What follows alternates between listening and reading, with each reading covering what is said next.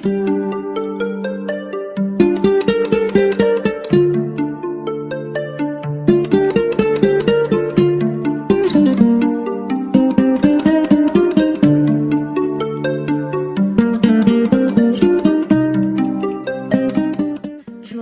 факультеті, ағылшын тіл білімі кафедрасы, Фи 17-6 тобы студенттерінің шығыстың ғұлама ғалымы Абу Насыр әл-Фарабидің 1150 жылдық мерейтойына орай арнап түсірген челленджді қабыл алыңыздар.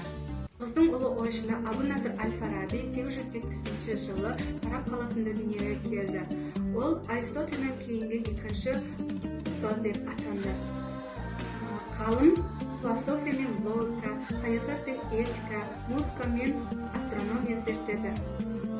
Әл-Фараби Аристотельдің әлеуметтік қоғамдық идеяларын дамыта отырып, өз тарапынан кемеңгерлік меруерті, ізгі қала тұрғындарының көзқарасы, бақытқа жету, мәселелердің түп мазмұны сынды көптеген сындарлы философиялық еңбектер жазған.